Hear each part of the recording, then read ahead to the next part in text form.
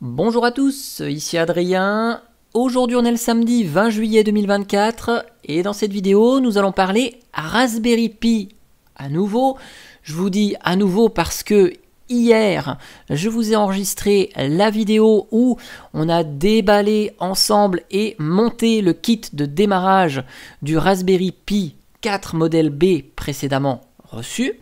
Donc ce qui vous intéresse vous, c'est peut-être de revoir ici à l'écran ce Raspberry Pi. Donc on a la carte ici électronique qui est dans son boîtier, puisque dans le kit on avait la carte, le boîtier, le ventilateur, les petits dissipateurs, l'alimentation et le câble HDMI, plus une carte micro SD qui est déjà dedans.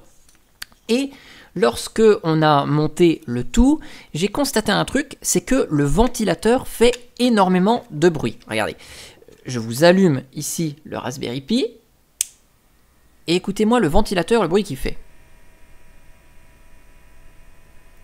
Le pire, c'est lorsque le boîtier Raspberry Pi est posé sur un meuble ou sur le bureau, ça résonne énormément. Écoutez-moi ça.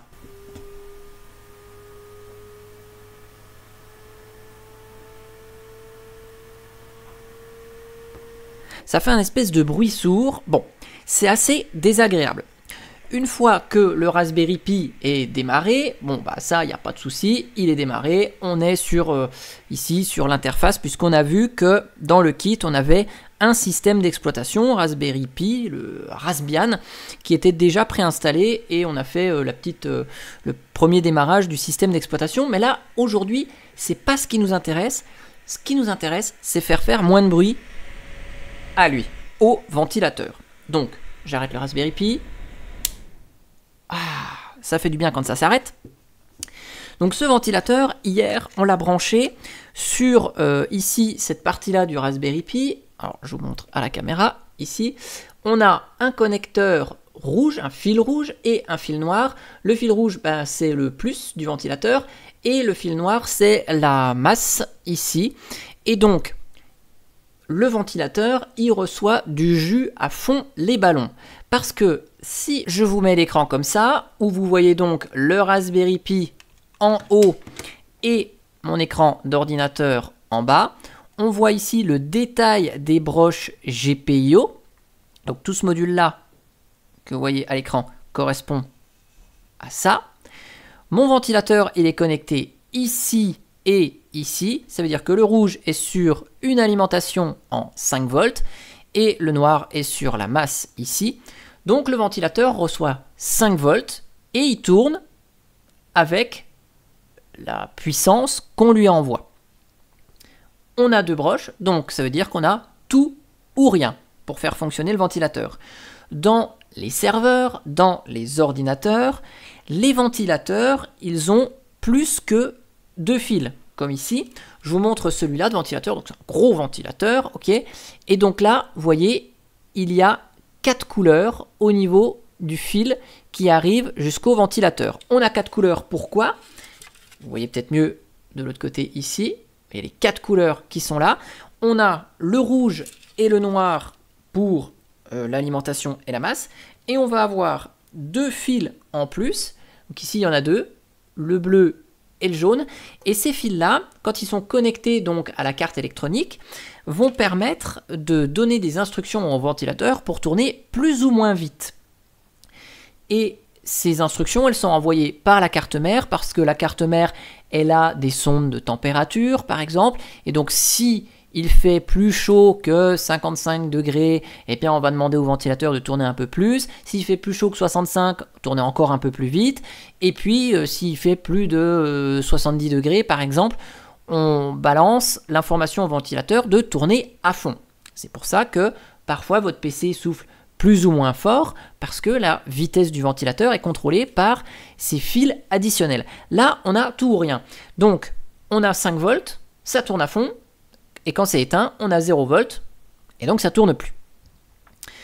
L'astuce va consister à trouver une broche qui envoie moins que 5 volts.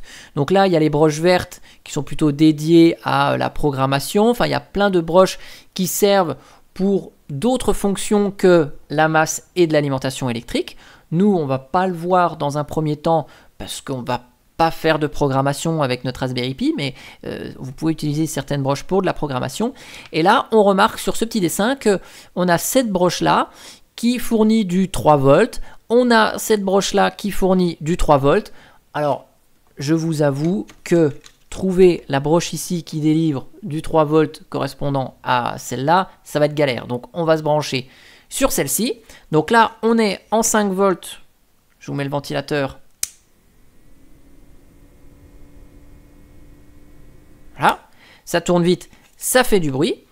Ici, je vais donc retirer, hop, le plus, que je vais mettre donc sur la première broche de la ligne du bas. Tac.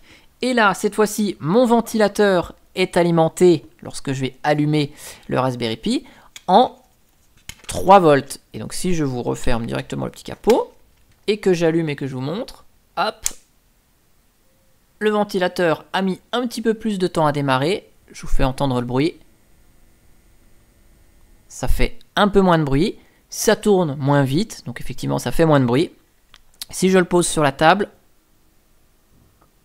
bon, ça fait encore quelques vibrations.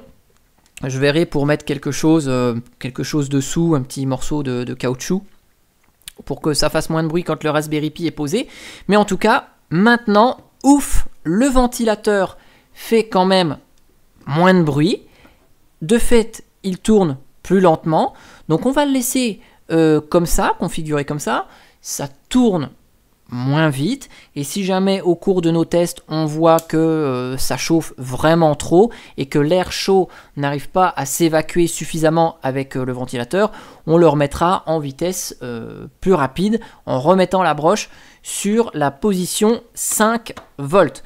Voilà en tout cas pour cette vidéo d'explication sur la connectique du ventilateur pour le faire tourner plus ou moins vite. C'est quelque chose que je voulais regarder à nouveau et au passage, je vous en ai fait une petite vidéo.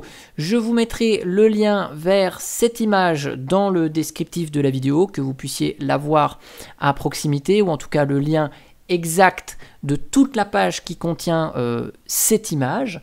J'espère que ça vous a plu et moi je vous dis à bientôt pour une prochaine vidéo. Allez, ciao ciao, bye bye. Si t'as apprécié cette vidéo d'Adrien, n'hésite pas à mettre un petit like et à t'abonner à sa chaîne, ça lui fera super plaisir.